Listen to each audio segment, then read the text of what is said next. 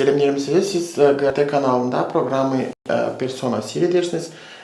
Bizim büyük programı misafirlikte bulunur. E, Çok sağ olunuz saygılı koordinatörü büyük kaybolunuz bizim programda paylaşma, bizim soruşturma cevap verme.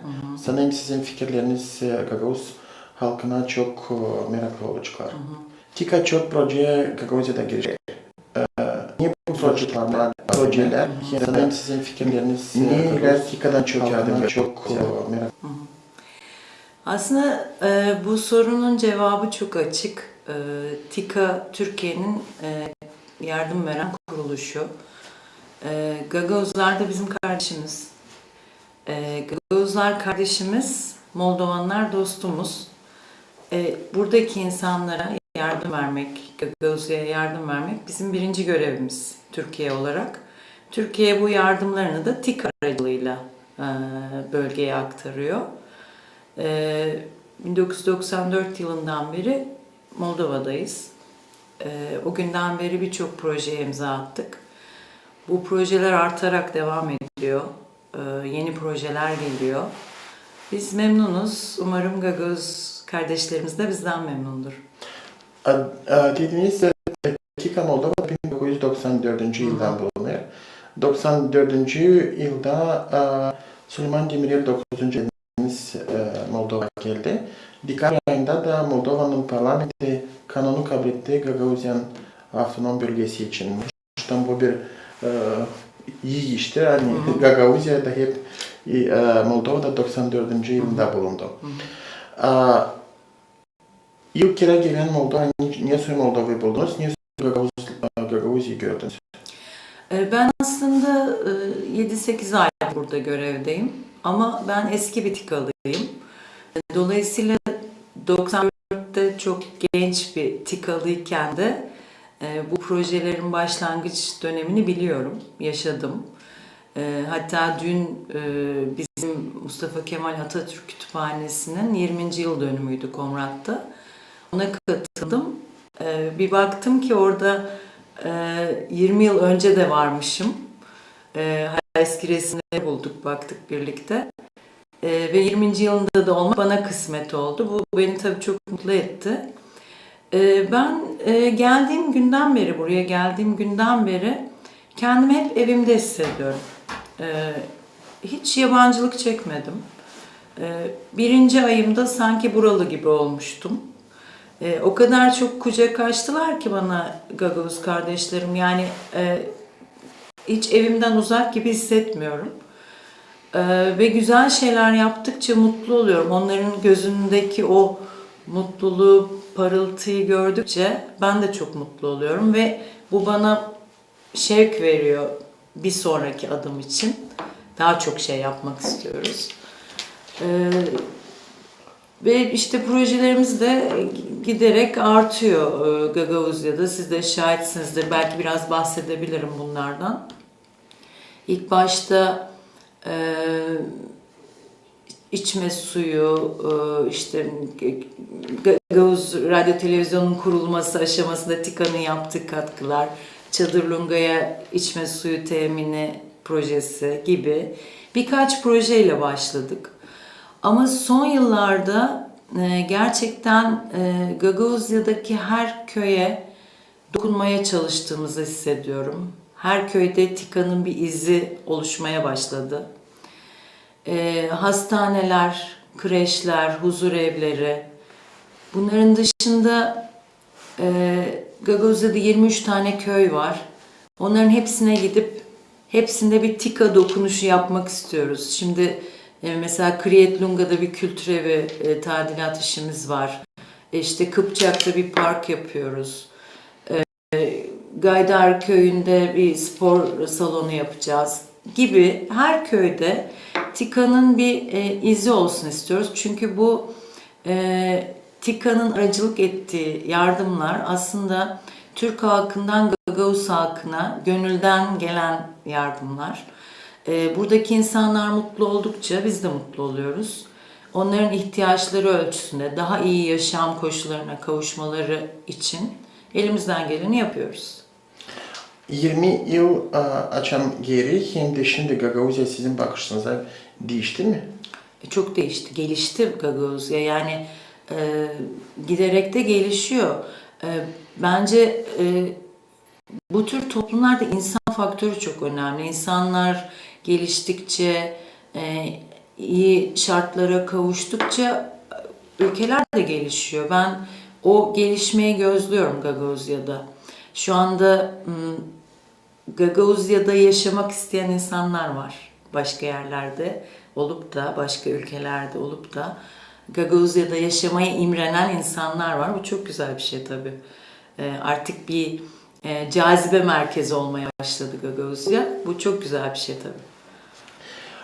Bitki yıllar, bir yıldan hem bu yıl Gagauzya'da pek çok proje TİKA geliştiriyor.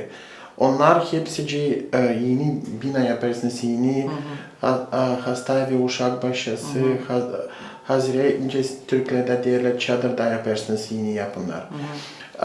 Bu bakış hani sosyal obyektlerini geliştirmeye neden TİKA'dan alındı? Şimdi biz bir şey yaparsak, özellikle son dönem politikamız bu şekilde. Bir şey yaparsak en iyisini yapmak istiyoruz. En iyi hastaneyi, en iyi kreşi, en iyi huzurevini yapmak istiyoruz. Çünkü burada yaşayan insanlar layık bunlara tabii ki. Bu nedenle hep yeni inşaat, yeni donanım, insanları mutlu edecek şeyler bizi de mutlu ediyor. Ve projelerimizi belirlerken de buna dikkat ediyoruz. Yani en iyisini yapabileceksek giriyoruz. Yoksa yapamayacaksak girmiyoruz. Ama şu ana kadar yapamadığımızda bir şey yok gibi görünüyor. Mesela siz Komrat'a girişte görürsünüz hemen sağ tarafta bitmek üzere olan bir yatılı kreşimiz var. Bu gerçekten çok güzel. Hani Türkiye'de bile çok az sayıda bulunabilecek bir kreş. Keza bir hastanenin yanında bir blok yaptık hastaneye ek olarak. Onun da söylenen o ki görenler öyle söylüyor. Bu benim düşüncem değil. Hani Moldova genelinde bu kadar modern ve yeni bir hastane yok diyorlar. Bunlar bizi mutlu ediyor tabii. İşte huzurevine gidiyoruz. Huzurevinde yaşlıları mutlu görüyoruz. Sağlıklı ortamlarda olduklarını görüyoruz. Biz de mutlu oluyoruz. Bir de biz tabii projelerimizi yaptıktan sonra bitirip çıkmıyoruz. O insanlarla yaşamaya devam ediyoruz. İletişim kurmaya devam ediyoruz. Çünkü hani benim gözlemim buranın insanı çok açık. Kucaklaşmayı seviyor. Ben de öyle biriyim. Hani onlarla kucaklaşarak el ele, göz göze hani daha güzel şeyler yapabileceğimize de inanıyoruz. Bu şimdi bir vakitte çok proje gidiyor. Komrat'ta 3 projeniz var. Çadır'da var projeniz. Başka köylerden önce açıkladınız ta ileri. Bu projeler ne zaman bitirilecek bu yıl? Şimdi şu anda mevcut bu hastane ve kreş bitmek üzere. Yani donanımları Türkiye'den sağlık ekipmanları gelecek hastanenin. Kreşin donanımı da burada yapılıyor. Yani tamamlanmak üzere. Umarım Sayın Cumhurbaşkanımız Recep Tayyip Erdoğan bu yıl içinde Moldova'ya bir ziyaret gerçekleştirir ve o çerçevede bunların açılışını yapmak kısmet olur. Açılışı hazır duruma getireceğiz bir iki ay içinde her ikisini de. Köylerdekiler de zaten kısa sürede bitirmeye çalışıyoruz onları da. Bizde şöyle bir şey var, bu benim değerlendirmem. Bir projenin başlangıcı, onay alma süreci biraz uzun sürüyor ama onay alındıktan sonra o projeye başlanma kararı alındıktan sonra TİKA çok hızlı bitiriyor başladığı işi. Şimdi geciken veya işte ters giden hiçbir işimiz yok. Her şey takvimine göre devam ediyor. Bir yandan da Gagavuzya'daki bütün köylere gitmeye çalışıyoruz. O köylerden işte yerel yöneticilerle halkla yaptığımız temaslarda bizden öne çıkan bir takım talepleri oluyor. Onları değerlendiriyoruz. Her köye bir şey yapalım istiyoruz. Tabii Gagavuzya'ya bunları yaparken Gagavuzlar bizim kardeşimiz ve bu bizim görevimiz yapıyoruz ama Moldova ile de ilişkilerimiz gerçekten son yıllarda çok zirve noktada. Moldova'da da bu ilişkilerimizi geliştirmeye çalışıyoruz. Burada da temaslarımız devam ediyor. Burada da projeler arıyoruz, yapmaya çalışıyoruz. Yani ülke genelinde gerçekten çok iyi durumdayız. Ben koordinatörlük olarak bunu söyleyebilirim. Gagavuzya'da daha bir büyük proje geliştireceğiniz Erdoğan adına bir üretim merkezi. Bu ne olacak? Şimdi bu proje çok önemli bir proje. Çünkü eğitim, insana yapılan yatırım en önemli iş. Gagavuzya'nın geleceği, oradan Gagavuzya'nın geleceği yetişecek. Biz bu konuya çok önem veriyoruz. Gagavuz yönetimi de çok önem veriyor. Bu projenin projelendirme işi tamamlanmak üzere. Hatta bir maket hazırlandı. Nasıl bir proje olacağını gösteren. Bu maket de geçtiğimiz hafta başkanlık binasında kuruldu. Ve çok beğeni aldığını duydum.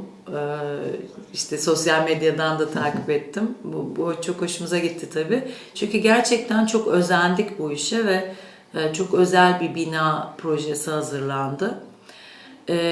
Projelendirme yani yaklaşık bir ay içinde falan o iş tamamlanacak ve biz bunu tenderını yapacağız.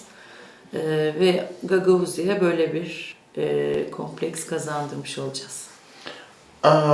Bir iki yıl geri vardı anlaşmalar. Komrat Devlet Üniversitesi'nde de yeni studentlere bir bina yapma. Bu projeler geliştirilecek mi? Yoksa onların daha geç? Yurt binasından bahsediyorsunuz. Şimdi o yurt binası, ben gezdim o binayı. Tabii biraz üzüldüm çünkü çocuklar gerçekten genç arkadaşlar çok zor şartlarda orada okumaya devam etmeye çalışıyorlar. Yani hani Türkiye Cumhuriyeti olarak biz bu kadar şey yapıyoruz, bu kadar güzel işler yapıyoruz ve oradaki çocukları da öyle bırakmamamız gerekir diye düşünüyorum ben şahsen. Bu bizim gündemimizde bu konu. Ankara'da da bu değerlendiriliyor. Bu yüksek maliyetli bir iş olmakla beraber Türkiye Cumhuriyeti bunun altından kalkar ve bize o görev verilirse TİK olarak bize seve seve onu yaparız zevkle. Ben de çok isterim tabii onu, o projeyi gerçekleştirmek. TİK'in işlerine bakma, o bir temel projeler geliştirirsiniz. Gagavuzya'nın temelini incelemeye koyarsınız. Ama var mı planlarınızda humanitar tarafından projeleri geliştirmeye, Gagavuz dilinin ilerlemesi için, Gagavuz kültürü ilerlemesi için? Bu projeler zaten devam ediyor aslında. Yani bu yıllardır yani TİKA burada faaliyet göstermeye başladığından beri bizim kültürel projelerimiz devam eder.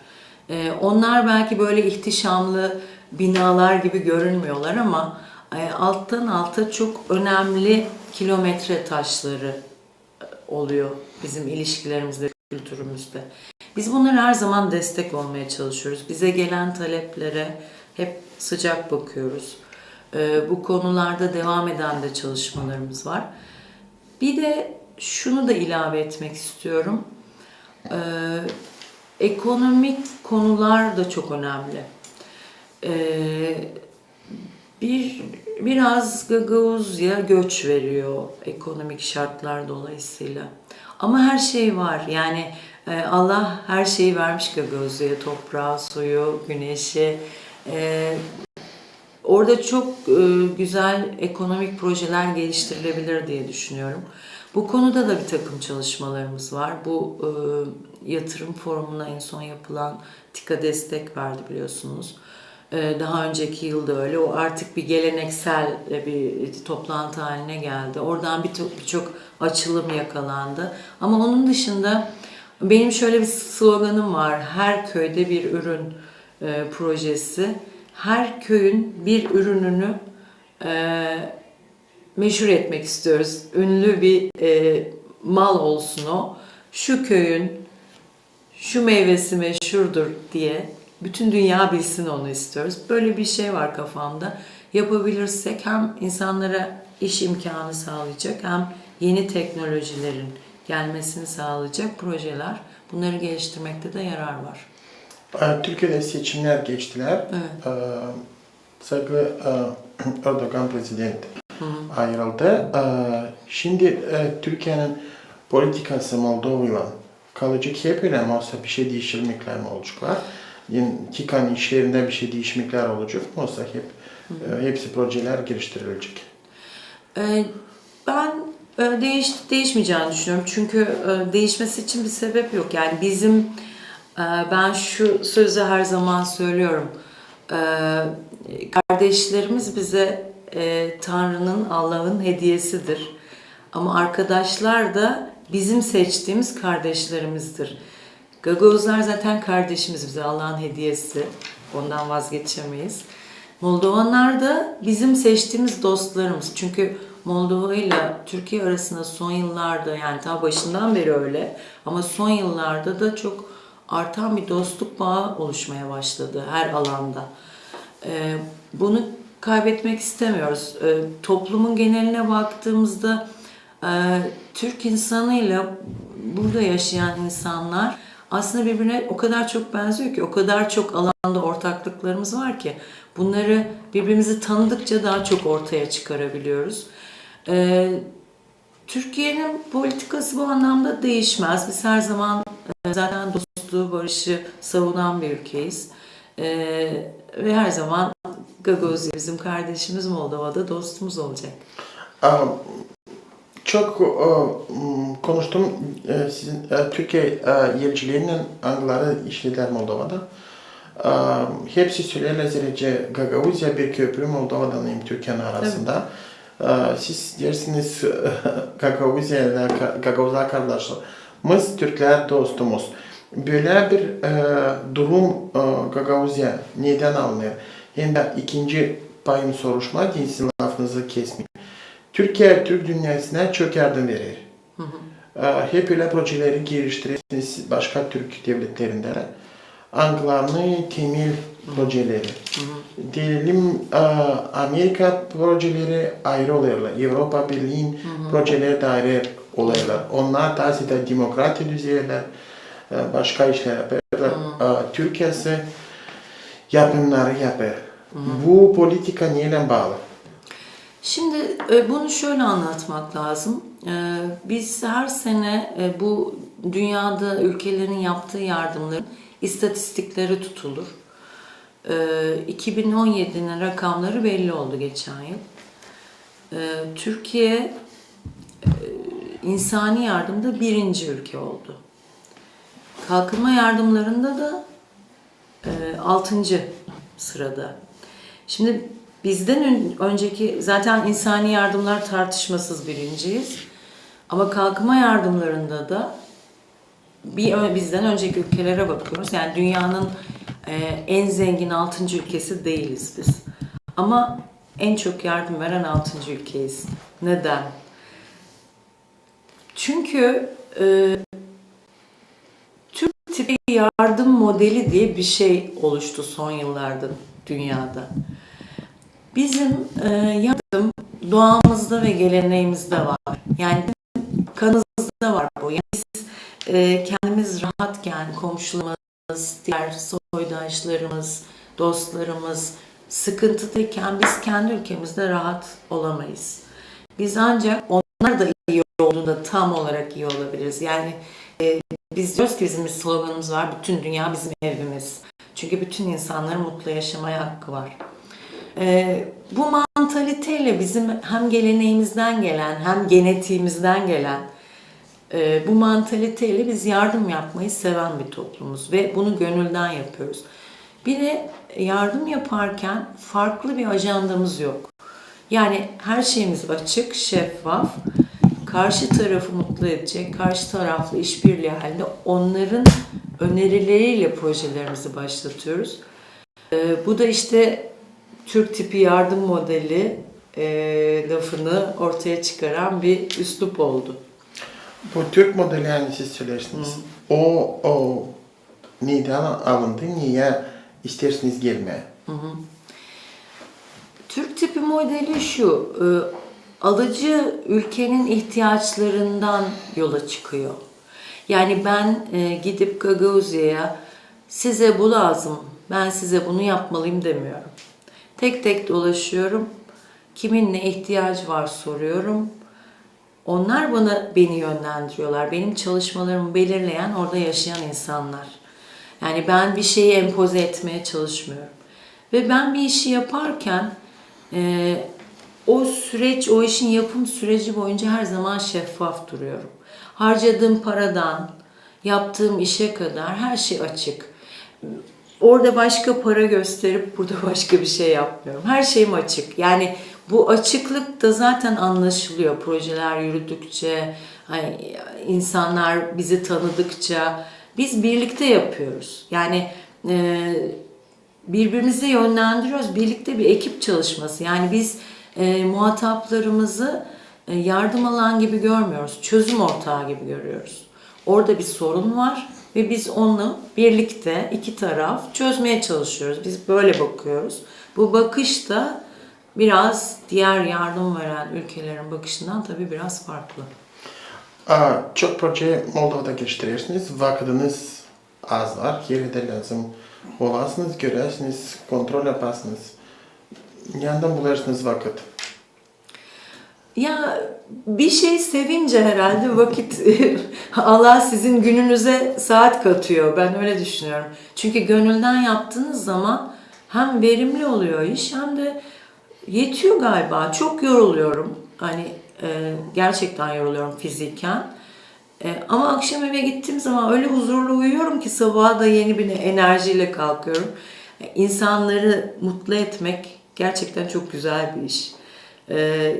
Geçtiğimiz yıl 2017 Türkiye'nin kalkınma yardımlarının toplamı 8 milyar dolar. Düşündüğünüz zaman işte Afrika'dan, Orta Doğu'ya, Balkanlardan, Orta Asya'ya ne kadar çok insanı mutlu ettiğimizi düşünüyorum. Yani biz insan odaklı çalıştığımız için vakit de yetiyor. Yorulsak da yorulmuyoruz. Böylece işimizi yapabiliyoruz. Siz türlü devletlerde işlersiniz.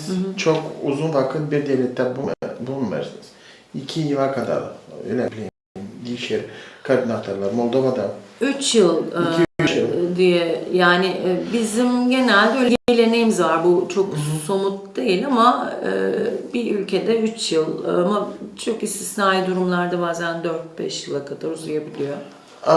Bu kısa zaman yeni devlete gelmeye, yeni halk görmeye, yeni tradisyoner görmeye bundan nice kolaylık bularsınız. Nice ailenizle böyle yenilikleri kabul edersiniz. Yani başında da söyledim, ben zaten Moldova'da hiç kendimi yabancı hissetmediğim için bazen düşünüyorum acaba beni buradan mı aldılar, yani burada doğmuş gibiyim. Hiç yabancılık hissetmedim. Döndükten sonra da yani bir gün görevim bitecek tabii, ülkeme döneceğim.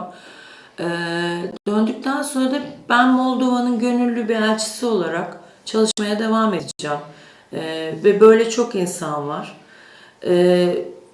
Tabii ailelerimizden uzak oluyoruz, işte onların özlemi oluyor ama unutuyorum ben. Eşim duymasın ama eşim de şu anda Afrika'da görevde, o da Tanzanya'da koordinatör. O oradaki insanlarla, ben buradaki insanlarla mutlu oluyoruz. Yani bu bizi mutlu ediyor. Bu şekilde manevi tatminle gidiyor. Hobiniz var mı sizin? Ben çocukları seviyorum. Belki benim çocuğum yok, ondan kaynaklanıyordur bilmiyorum ama buradaki çocuklara hayranım. Onlarla vakit geçirmeyi çok seviyorum. Kitap okumayı çok severim. Çok çok severim. Fakat çok vakit bulamıyorum. Bir de benim için iletişim mesela çok güzel ve önemli bir alan. Dünyadaki bütün sorunların doğru iletişimle çözülebileceğini düşünüyorum, ona inanıyorum.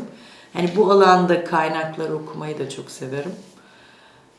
Bu kadar. Şimdi peki önemli bir sorular, gender soruları Moldova'da da dünyada da. Karı olarak diplomatiya uğrunda kolay mı çalışma? Şimdi kadın olmanın avantajları da var, kısmen dezavantajları da var. Bence bu ülkede avantaj. Ama daha farklı bir ülkede dezavantaj olabilirdi. Ankara'dan görevlendirme yaparken sanıyorum buna dikkat ediyorlar. Dolayısıyla ben bir dezavantajını yaşamadım. Zaten bir süre sonra cinsiyetinizi unutuyorsunuz. Sadece insan gibi düşünüyorsunuz. Karşı taraf da sizi öyle görüyor galiba. Ama bu ülkede hani kadın olmanın hiçbir dezavantajını yaşamadım. Aksine avantajlı benim için. Ne istediniz sinema Gagavuz halkına? Gagavuz televizyon yardımında. Gagavuz halkını çok seviyorum. Gagavuz yerinin geleceğine çok parlak olduğuna inanıyorum. Çünkü oradaki çocukların o gözlerindeki ışık bunu gösteriyor. Çok açık, içten bir toplumsunuz. Birbirinize bağlılığınızı hiç kaybetmeyin. Az sayıda olmak önemli değil ama tek yürek olmak her zaman büyük bir güç. Bu gücü kullanın ve kendinizi asla yalnız hissetmeyin. Çünkü 80 milyon akrabanız var biliyorsunuz Türkiye'de. Biz her zaman sizinle birlikte olacağız. Bütün dostlarıma da sevgilerimi iletiyorum. Çok teşekkür ederim size. Bugün bize bir interview verdiniz, fikirlerinizi açıkladınız. Ne soy Gagavuz'u bularsınız, ne soy Moldova bularsınız, ne soy bağlantılar var Türkiye Cumhuriyeti'ne hem Gagavuz halkından. Çok teşekkür ederim size o yardımlarına siz Gagavuz halkına bu çok yıllar arası verirsiniz de daha vereceğiniz de. Çok sağ olun size diyelim. Gagavuz televizyonunda seyrettiğiniz programı Persona biz bugün misafirlikteydik TİKA'nın koordinatöründe Moldova'da. Kalın GRT kanalında.